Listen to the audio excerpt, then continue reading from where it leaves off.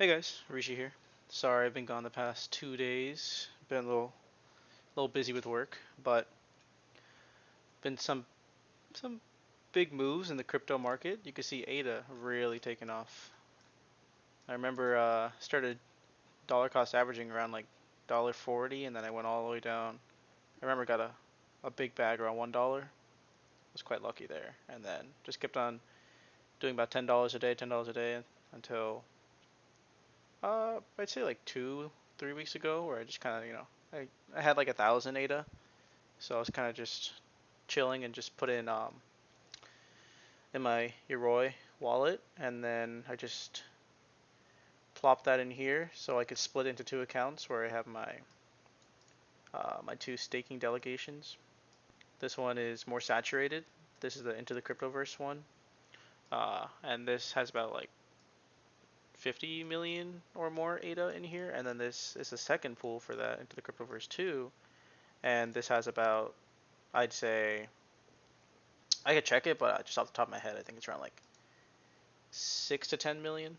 And like how the way ADA pools work is that the more saturated they are, um, the more consistent the rewards are, but they're not as high. So like the average staking rewards you get from like a highly saturated pool is about like 4.5 to 5% around there.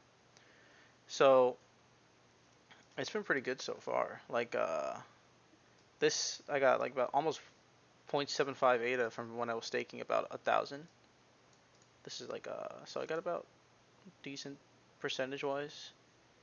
Yeah, you can see right here, 30-day ROA, return on assets, I believe, but I could be wrong about that. So about 45 million staked. But 4.7%, which is pretty good.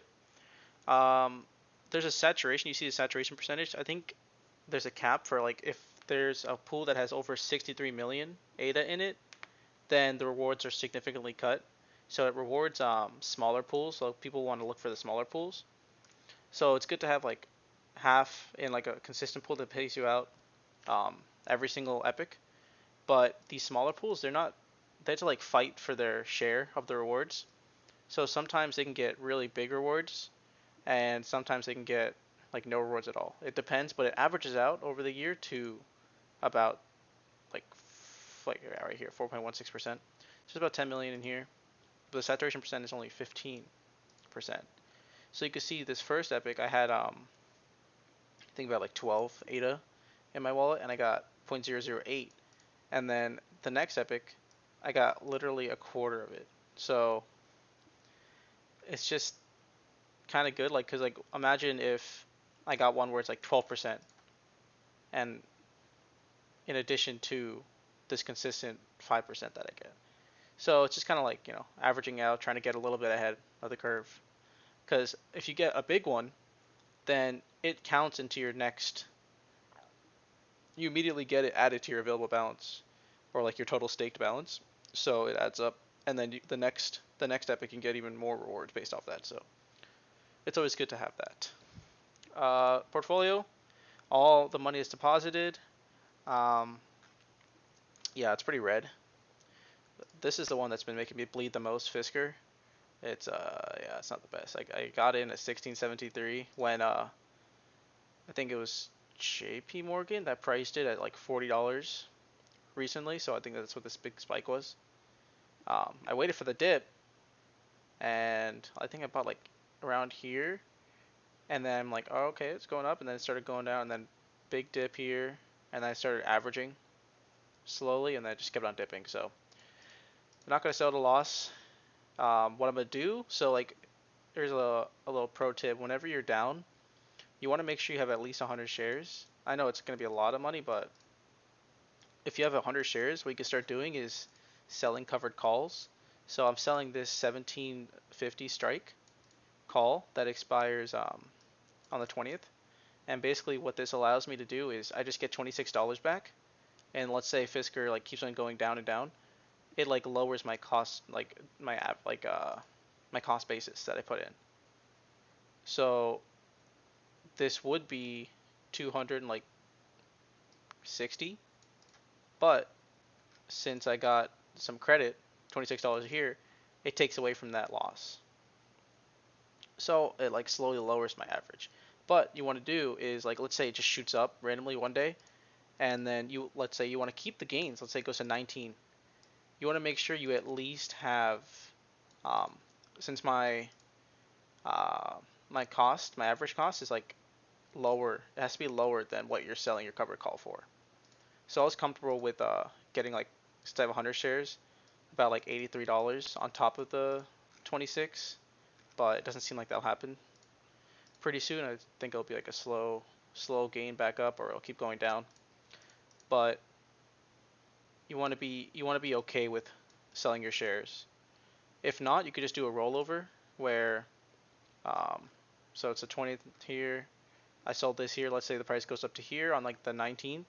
What I could do is I can sell this, like pay a little bit of money to take it for a loss, and then take that price difference that I paid, and then like go to a further expiration date, and then sell a call there. So I'll get the money back essentially, and if it, let's say, dips back down, then I get to keep it, and I still keep my shares, and I kept all that appreciation. So I mean, I think it's gonna be good long term. So I'm just gonna run cover calls on this. Hopefully get this down. Hopefully I'll get $200 back in it eventually. But yeah, Fisker. Keep an eye on that one. Palantir. This one was a really good buy. Just long term, just gonna hold it. Once it like peaks out somewhere, I'm gonna start selling cover calls, because you want to sell cover calls when you think it's gonna go down. So you get, because I don't want to lose my shares, but I don't want to, because like you saw this like big increase right here. Sorry, this is Pinterest, my bad. There's this big increase, this big jump, um, and you can actually see that ARK Invest like bought a lot of Palantir, and like every single one of their ETFs, and pretty heavily weighted too. So they're long-term bullish on this as well. But this big jump, you kind of expect it to, maybe drop back down a little bit, touch back on this resistance that was here, create support, and then go back up. So I was like, all right, I'm just gonna sell a quick call, and then try to get some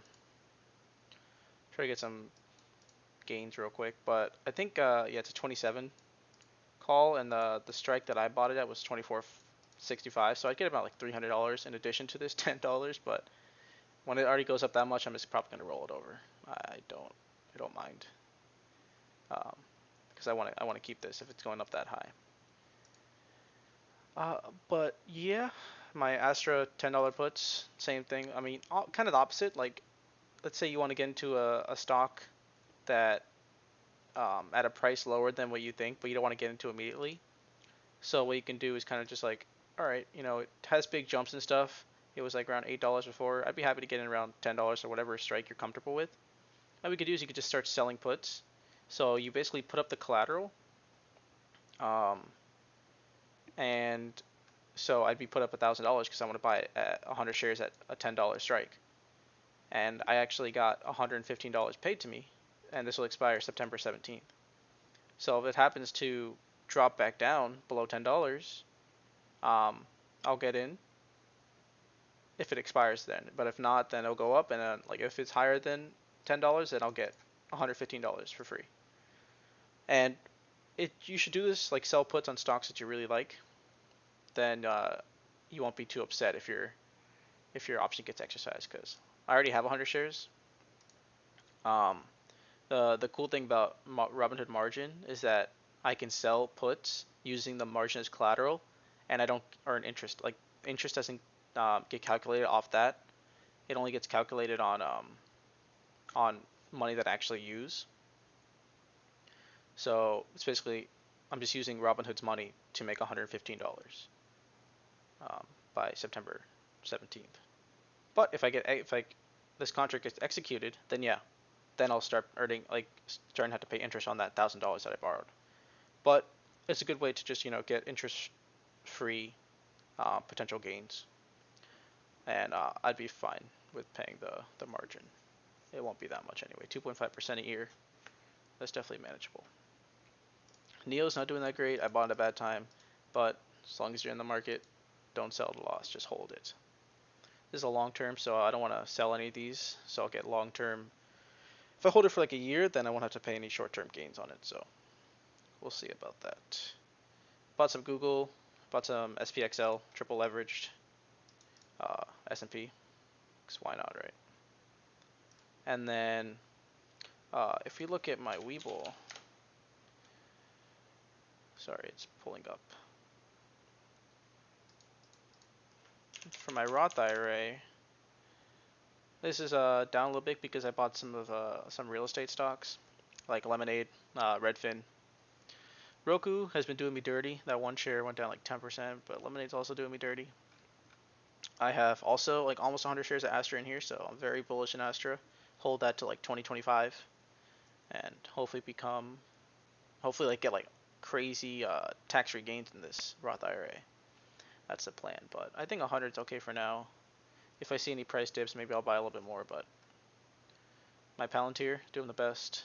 Just bought this, good to diversify. SPXL, I bought this a while ago, already up a decent amount, which is good. This is more of like, I have a more index funds in here versus like individual stocks in my Robinhood.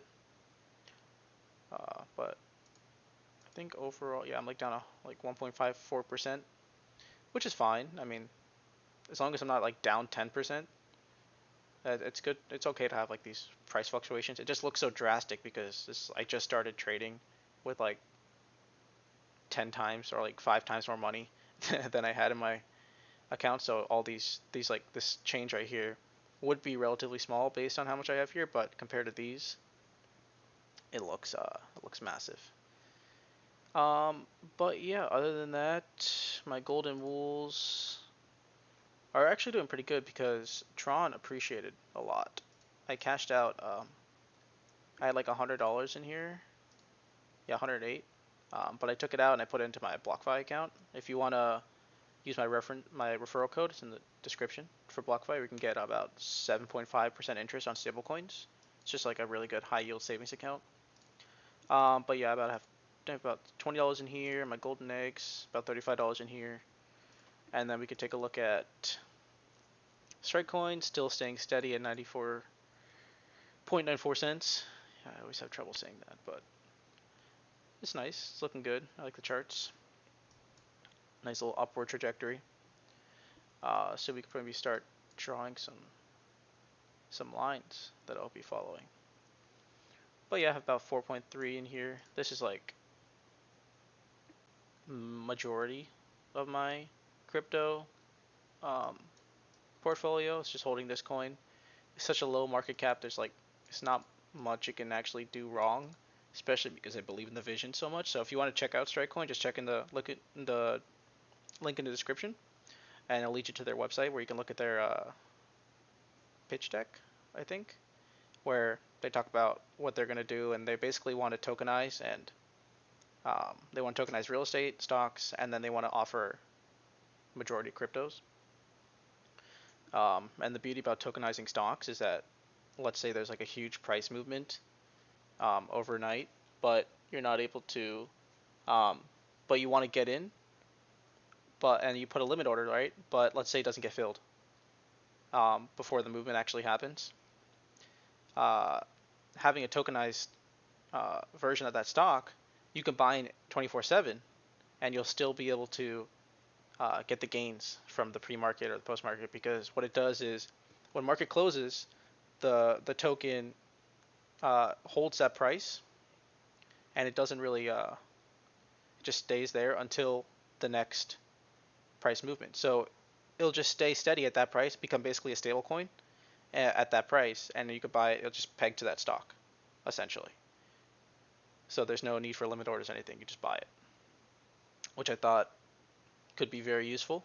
And they're coming out with a platform very soon, Strike Lite, or just called Lite now, where you can start staking and trading this coin with other coins. So looking forward to that. Nothing else that really need to talk about today. Yeah, sorry it's a kind of long episode. I missed 2 days, so a lot to talk about. Please leave a comment, like, subscribe. Let me know if you want me to talk about any stocks or if you have any suggestions that I should do or talk about. And yeah, I'll see you guys Monday.